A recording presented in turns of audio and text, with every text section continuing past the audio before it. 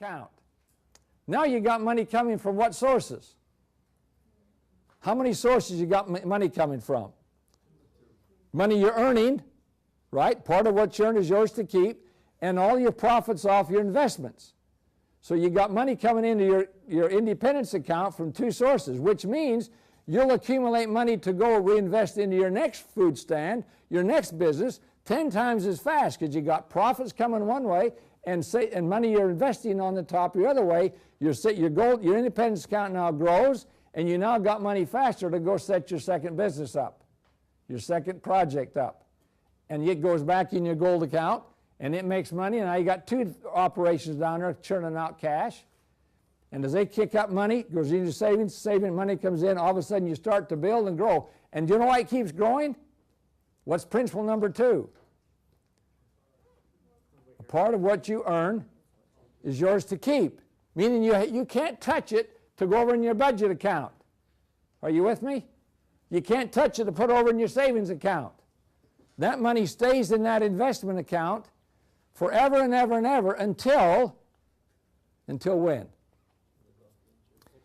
Till you have enough in your portfolio of assets, until the profits or the income or the money you're making is generating sufficient revenue that you can live off the interest or the profits. That's a definition of financial self-reliance. You now can live on your own, off the profits, off your own ventures, and do what you want the rest of your life. Am I making sense? Does that make sense? And when you do that, you can stop earning money at the PCC if you want. You don't need that income anymore because your portfolio is generating sufficient revenue every month. You can now begin to feed that profit and interest into your budget account or your savings accounts, and you're now independent. And I want to tell you, I promise you, you can do that on any income if you don't cheat and if you find a way to put that money to work without having to sit in a bank account. You got to find an area where you can become good at. You got to find your oil. You got to find your niche. Any questions at this point? Can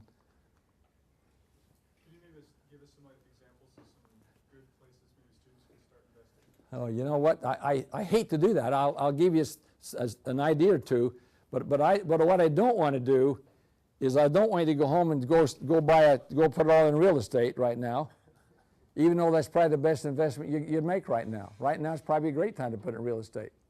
But you know, if I'd have told you that a year ago, then you'd all hate me right now because it'd be worth a third of what it was.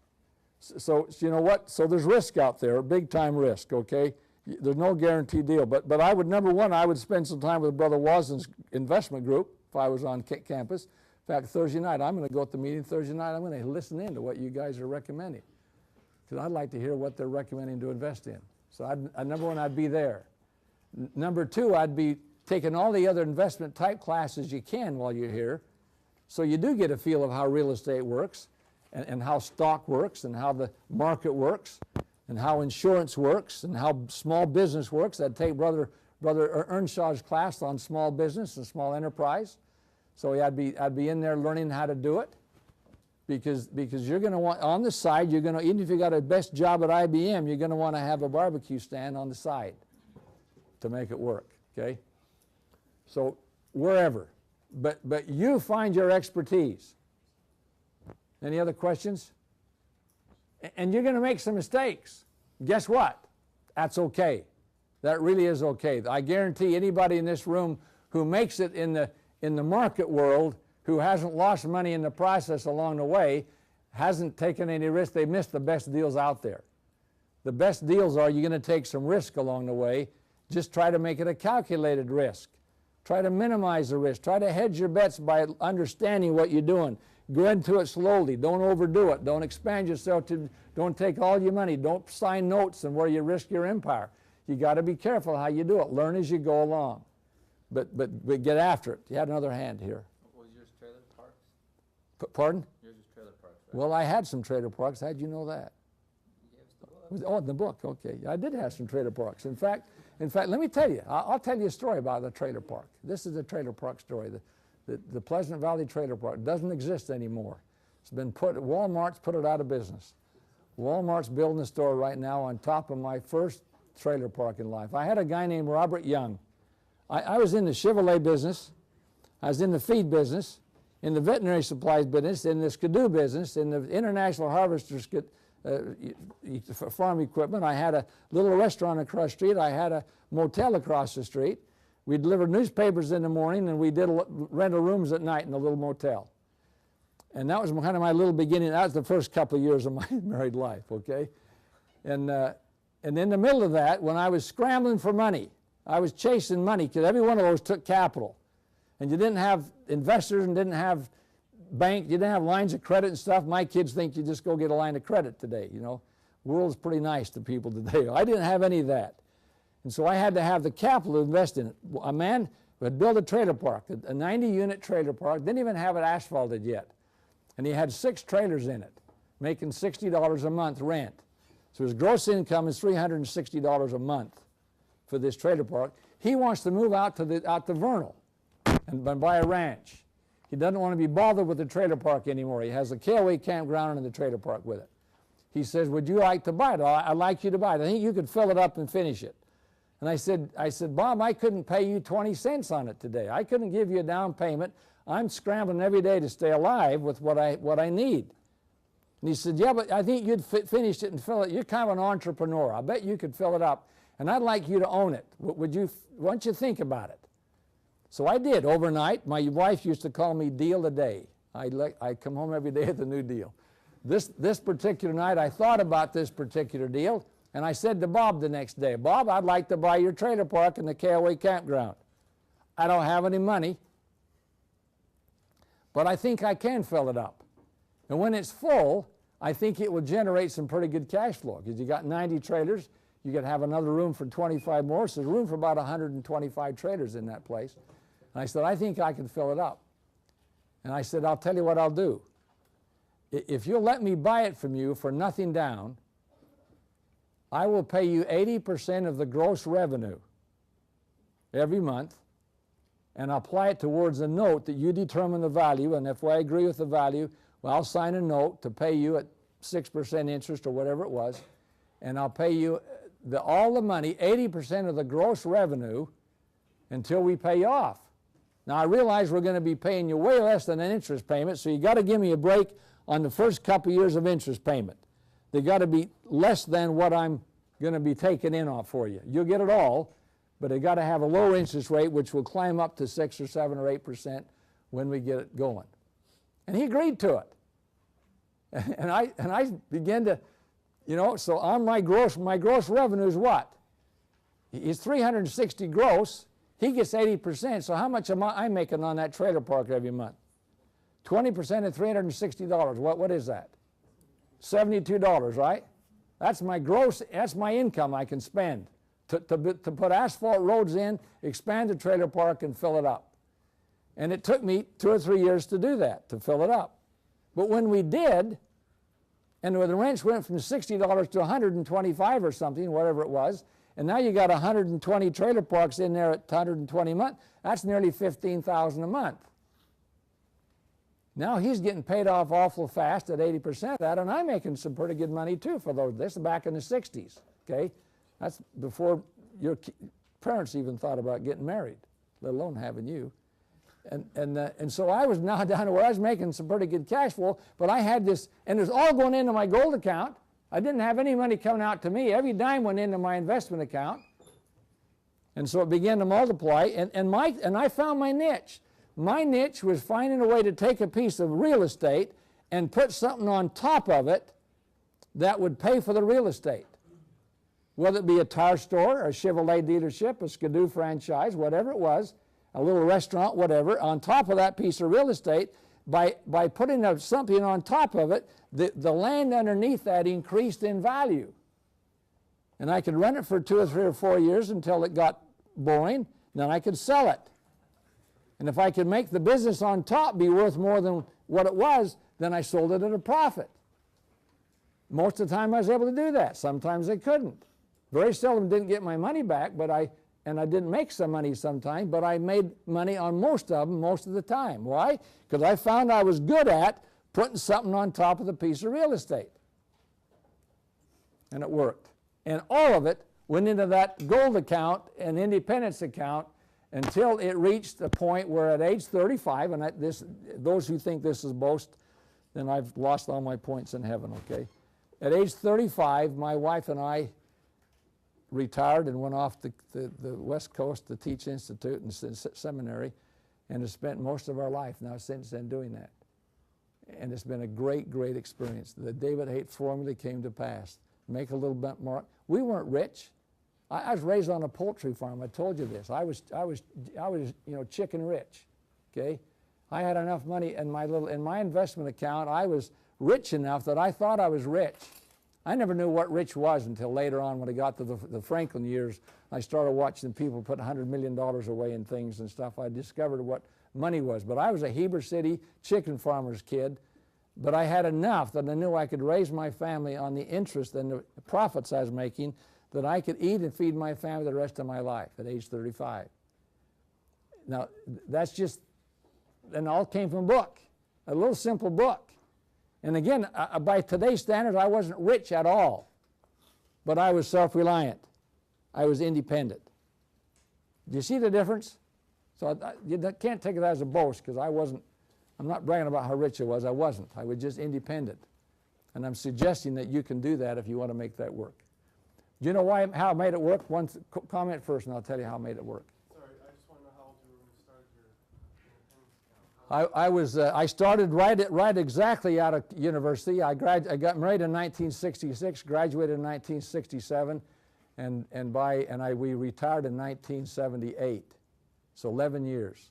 I was 35 when we retired the first time, and that 11 years, but that 11 years was an incredible 11 years.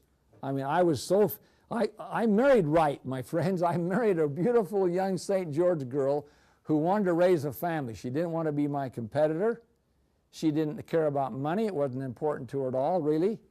She wanted to have a family, and I wanted to make enough money to become independent. And so we had a great team. She didn't compete with me, and I didn't compete with her. She changed the diapers, and I bought them. Okay, it's a joke. Okay, we didn't have diapers in those days. We had cloth diapers. We had to wash them out. We didn't have throwaway diapers then. But they still stunk bad though. But, anyway, but let me tell you why that's so important. What I say about my wife, because my kids. I got spies in the room here today who are from Heber Valley, so I got to be careful because they know some of my kids. My kids have never understood. They've never gone through what I did when I started getting my little world going. I can tell you some stories that make you cry about how tough it was financially. I'll share quick. I had a Chevrolet dealership that I talked General Motors into letting me have the franchise when the other dealer went broke downtown. The only reason I even went after it, because I had the old Ford dealership building I was renting for $400 a month. And in that I had a Sears catalog store and an International Harvester farm equipment and a Skidoo dealership in this little old Ford dealership store. Chevrolet goes broke downtown. I've never sold a car in my life, but I say, I got a dealership that the Ford's across the street. I got an old dealership that used to be a Ford dealership. I'd have put the Chevrolet dealership in there. So I went after General Motors to say, I was now 28 or 29 years old, and I said, I want to become the new dealer for GM, for Chevrolet. And they said, tell us your experience. And I said, well, I sell chicken feed. I got a Sears store, a catalog store, and I sell a few saddles once in a while, and I got a KOA campground. And they said, whoopee, that's really exciting, whoopee. And so it took me a year to talk them into it. Entrepreneurial skills, okay, where I go to the ideas. I didn't have a clue. My most mechanical-minded genius is I had changed the oil on my car a couple of times. That's the extent of my mechanical prowess, okay? I'm not a mechanic. But I knew I could sell cars if I got a chance. Because why? Because I'd watched my dad teach me how to sell. And so by watching other people learn how to do it and by turning in ideas every fall and working them into some kind of plan, you too can begin to think how a salesman would operate. So I sold General Motors, took me a year, and finally got the dealership. Guess what? The day before my first cars were supposed to ship to me, I had a full dealership. I had a service manager in a service department, a parts manager. I had a couple of sales guys, all in place, all drawing wages, waiting for my cars to come to become this Magnus, this powerful Gordon Brown of Chevrolet, whatever, of Heber City. And the day before they shipped my first car, the United Auto Workers went on strike. They chose GM to be the one they struck in, whatever. They struck. And when they struck GM, it was supposed to last a few days. It went on for 5.5 months. I didn't have a dime. I'd borrowed everything I could to get this dealership going, and I had nothing. And all people want to get paid every 2 weeks. They want to get paid, and I got no cars. Thought it would end next week. 5.5 months later, I was so far upside down, I went to my banker, Byron Cheever and Ralph Carlisle. You'd remember those a little bit. I went to my two bankers at the bank, and I said, Ted, you know the trouble I'm in right now. I'm upside down financially. But I got cars now. I can go to work. We can sell. I know I can make it work. But I'm upside down. You'll help me, I can do this. And I talked them into, because I had to pay for every car you sell, you got to pay for it within 72 hours. But I was at 100,000, which would be $1 million today at least, upside down in this particular deal. So I was running an overdraft. And I said to my banker, if you'll tell me every morning at 8 o'clock what my overdraft is, because I will have paid for all the cars, if you'll tell me what my overdraft is, I promise you by 1 o'clock I'll cover that overdraft. If I don't, you can send the checks back. But if you send the checks back, I'm out of business. If you send one check back to GMAC or General Motors, they will come up and lock up my door and take my cars away, and I'll be out of business. But if you'll give me till 1 o'clock every day, I promise you I'll cover every check I've written. They started popping mailbox and started working with me. And you know, it took me 3 years.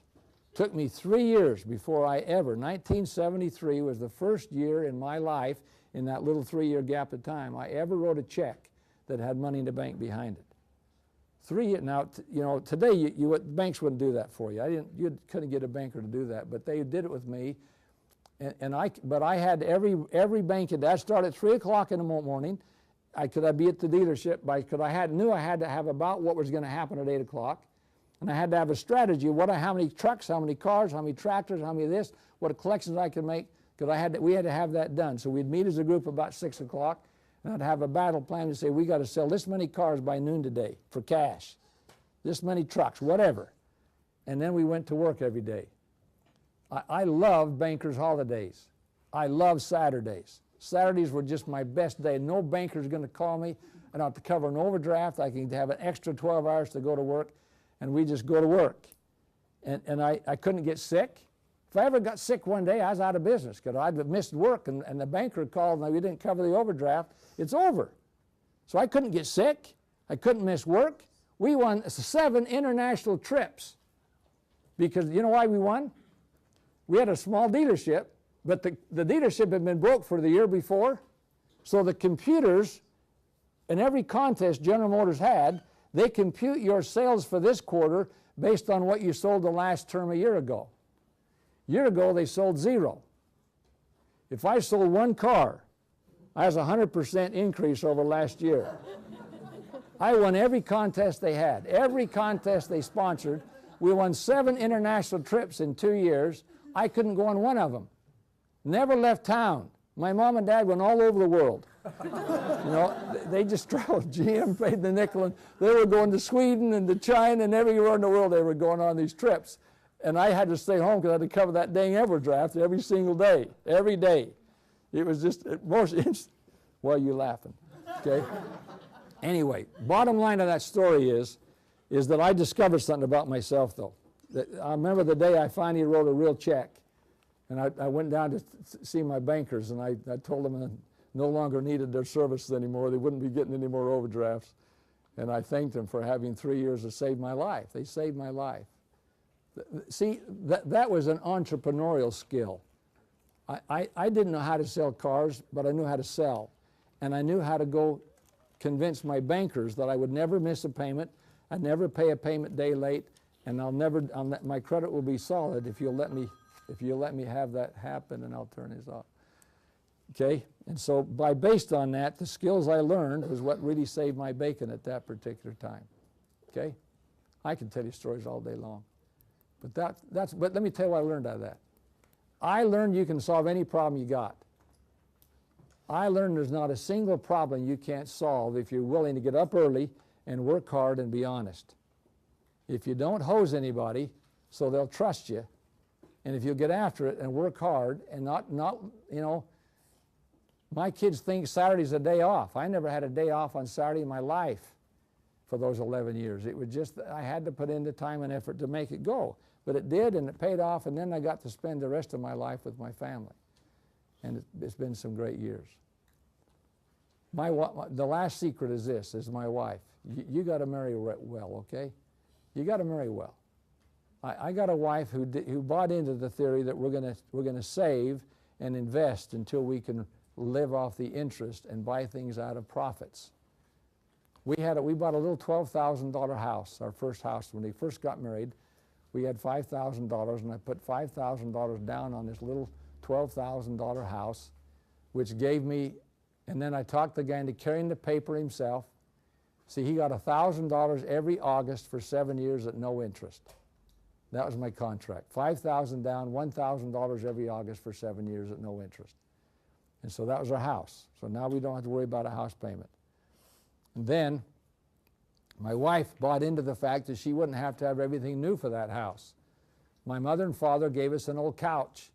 It was gone, man. I mean, my dad, you knew my frugal dad, you'd know he was Scottish all the way, okay? And he would never, but they gave us this semi-worn out couch to have something in our living room. Well, you know, it was an old couch when we got it. But my wife was an expert seamstress. And she went to the fabric store and bought some material and made it look like a brand new couch. Now, we didn't let anybody sit on it. If you sat on it, you go right to the floor, but it looked really nice. It just looked really nice. And we had this lovely looking couch in the living room, and we sat on some hard chairs around the outside. In our kitchen, we had a card table for a dining room table for years. We had plenty of money over here eventually in these two accounts.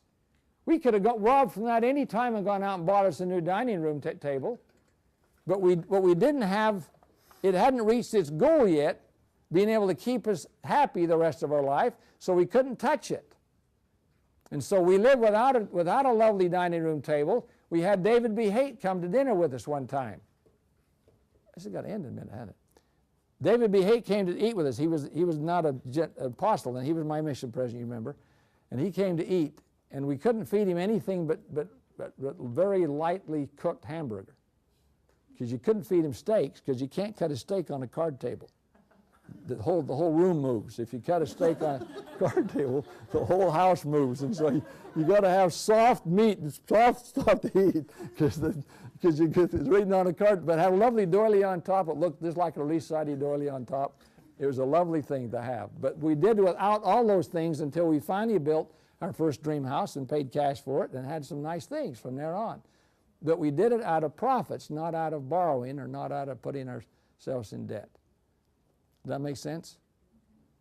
Got 1 minute left for questions. Any questions? If you were upside down in the car dealership and you didn't get out of it and you went broke, what would you have done? Start over. I'd have had to. You know, I mean, you start over. Right now, our company and lots of other companies are hurting.